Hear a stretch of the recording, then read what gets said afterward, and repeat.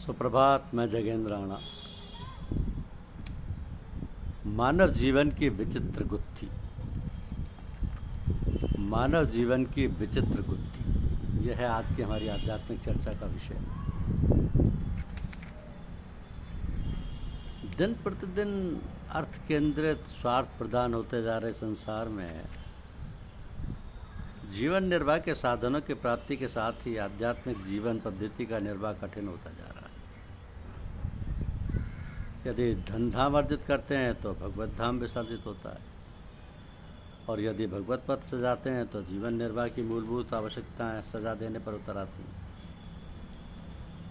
रोटी कपड़ा और मकान के बिना जीवन चल नहीं सकता, तो दूसरी ओर आत्मानुसंधान के अलावा जीवन का कोई प्रयोजन ही नहीं। तो साधन साध्य का समन्वय समायोजन दुर्लभ हो चला है। मानव जीवन की ये विचित्र गुत्थी कैसे समझे? योगेश्वर भगवान श्री कृष्ण ने कहा है कि जो लोग अनन्य भक्ति भाव से मेरा चिंतन भजन आराधना करते हैं, मुझसे निरंतर जुड़े हुए उन अंतरंग भक्तों का योगक्षेम मैं स्वयं वहन करता हूँ। तो सर्वतोभावेन भगवतपरायण अनन्य भक्त के योग क्षेम की रक्षा का दायित्व संभालने के लिए प्रभु सदैव तत्पर हैं। यहाँ अनन्य चिंतन का तात्पर्य समझने की आवश्यकता है।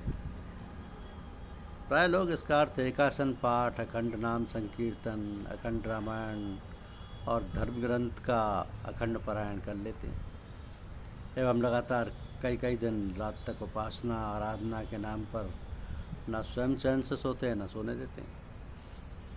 ऐसे कार्यक्रमों में ध्वनि विस्तारक यंत्र का प्रयोग अब अनिवार्य रूप से होता ही है, किंतु अभी तक यह ज्ञात नहीं हो सका है कि आयोजक लोग ध्वनि विस्तारक का प्रयोग प्रभु को सुनाने के लिए करते हैं या जनता को अपनी भक्ति दिखाने के लिए करते हैं। तो परमात्मा की श्रवण शक्ति में गड़बड़ी की कोई सूचना अभी तक नहीं मिली है। यहाँ तक वो तो कानों के बिना ही सुन सक लेता है। तो बिनु पद चले सुने बिनु काना, फिर उसको ऊंचा सुनाने की समस्या ही कहाँ है? जो भी हो, महात्मा कबीर की बात आज भी कितनी प्रासंगिक है, सटीक है। जरा सोचिए कि कांकर पाथर जोर कर मस्जिद लई बनाए, ताचड़ मुल्ला बांग दे क्या बहरा भया खुदा है। तो अनन्य चिंतन के सूली ऊपर सेज पिया की किस विध मिलना होए वाले दुर्गम पथ पर चलने के बजाय भाई लोग अखंड कीर्तन अखंड पाठ के अपेक्षा करत सुगम मार्ग की ओर फिसल पड़े। असल में अध्यात्म का ये पथ बड़ा ही फिसलन भरा रपटीला है। कौन यहाँ रपट पड़े कहा नहीं जा सकता। पुराणों धर्म ग्रंथों में ऐसी अनेक कथाओं का वर्णन आया है। जब तपस्यारत ऋषि मुनि इंद्र प्रेषित किसी अप्सरा सुंदरी पर फिसल पड़ते थे। ये तो भला हो हमारी जन कल्याणकारी देशी सरकारी और विदेशी बहुराष्ट्रीय कंपनियों का कि जिन्होंने देश सुंदरी और विश्व सुंदरी प्रतियोगिताओं का आयोजन करके बेचारे इंद्र का तनाव व भय खत्म कर दिया।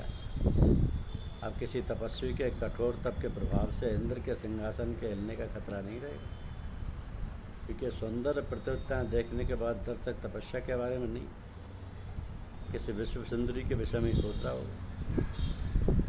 तो अनन्य चिंतन का तात्पर्य समझते समझाते अनन्य चिंतन की ओर मुड़ जाते हैं। देखें कि अनन्य चिंतन अनन्य भगवत चिंतन से क्या तात्पर्य है। अनन्य का शाब्दिक अर्थ है अन्य, अर्थात दूसरा कोई नहीं। जब भक्त की चेतना का आश्रय आधार श्री भगवान के अलावा कोई दूसरा नहीं हो, बड़ी ही दुर्लभ स्थिति है। यदि वह भगवत कृपा से प्राप्त हो जाए तो है बड़ी आनंददायक अनुपम उपलब्धि।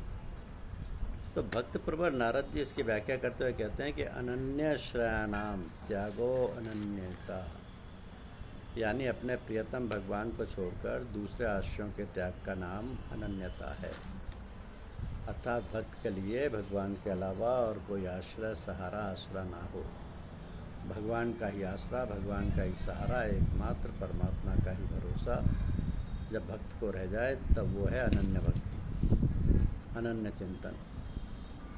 तो हम लोग अपने दैनिक भजन पूजा प्रार्थना उपासना में इसकी जबानी अभिव्यक्ति करते हैं, करते तो हैं, गा बजा कर करते हैं और ईश्वर से करते हैं, किंतु मन से चेतना से इसकी हार्दिक अनुभूति नहीं करते। पूजा प्रार्थना में हम गाते हैं, तुम्हें माता च पिता तुम्हें बंधु च सखा तुम्हें विद्या च त्रिगुणम तुम्हें सर्वम मम देव, किंतु हम गा रहे होते हैं। क्या यह प्रार्थना हमारे हृदय की उद्गार होती है? सरस्वर गाई जा रही है प्रार्थना, क्या हमारी चेतना की निश्चल अनुभूति होती है? यदि इस श्लोक में व्यक्त अनुभूति हमारी चेतना में उतर जाए, मन में रम जाए, बुद्धि में जम जाए, तो फिर क्या कहना? भक्तिमती मीराबाई की मेरे तो गिरधर गोपाल दूसरा न कोई, जैसी अद्भुत अनुभूति है ये। जब गिरधर गोपाल के अलावा कोई और आश्रय ना रह गया, सारे आश्रय भरोसे टूट गए, बिखर गए, तभी और केवल तभी ये अनुभूति चेतना में उतरती है। तो इस देव दुर्लभ अनुभूति के लिए आवश्यक है कि तमाम दुनिया के जो भ्रामक आश्रय, झूठे भरोसे अपने पाल रखे हैं अपने मन में, वे नष्ट हो जाएं। तो भक्त के कल्याणार्थ प्रभु इस भस्म जाल को छिन्न भिन्न कर देती है, किंतु भगवान के कल्याण में विधान को ना समझ पाने के कारण हम दुखी हो जाते हैं। क्या है, हमारी तो दुनिया ही उजड़ गई, सब कुछ लुट गया, संसार में कोई सहारा ना रहा, कोई भरोसे के काबिल ना रहा, आदि आदि।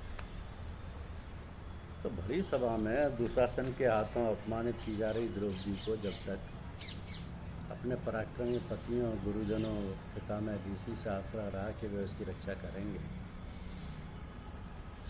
इज्जत बचा लेंगे, तब तक अंतर्यामी प्रभु चुपचाप सब देखते रहे, सहते रहे। जैसे ही उसके सहारे टूटने लगे और उसे लगा कि बस अब तो इज्जत गई, कि कोई भी उसकी रक्षा नहीं कर सकता, सिवा भगवान के अब कोई सहारा नहीं, तब आर्त भाव से, आर्त हृदय से द्रौपदी ने प्रभु को पुकारा। तत्क्षण भगवान का वरदस्त साकार हो गया। तो द्रौपदी की लाज परमात्मा ने बचा ली। द्रौपदी को जब तक अनन्या है, अर्जानी, अर्जुन, भीम आदि का भरोसा रहा, तब तक भगवत कृपाधार का अवतरण नहीं हुआ। लेकिन जैसे ही वे अनन्य हुई, भगवान अपने व्रत के अनुकूल योगक्षेम की रक्षा वस्त्र रूप में प्रकट हो गए। तो हम लोग अपने को रामदास, कृष्णदास, गुरुदास कहलाने में बड़े गौरव का अनुभव करते हैं, किंतु क्या वास्तव में हम भगवान के दास बन जाते हैं? दुनिया से तमाम तरह की आशाएं पाले हुए हम अपने को रामदास कहलाते फिरते हैं, लेकिन ये रामदासत्व नहीं है। वो इस प्रकार है कि जिससे केवल राम से आस, सो जग में सच्चा रामदास। जिसे केवल राम से आस, सो जग में सच्चा रामदास। तो श्री रामचरितमानस के उत्तरकांड में राम राज्य के उपरांत प्रभु श्री राम अयोध्या वासियों की एक सभा का आयोजन करते हैं और उसमें यही बात कहते हैं कि मोर दास कहाई नर आशा। मोर दास कहाई नर आशा, करई तो कहू कहा विश्वासा। मोर दास कहाई नर आशा, करई तो कहू कहा विश्वासा।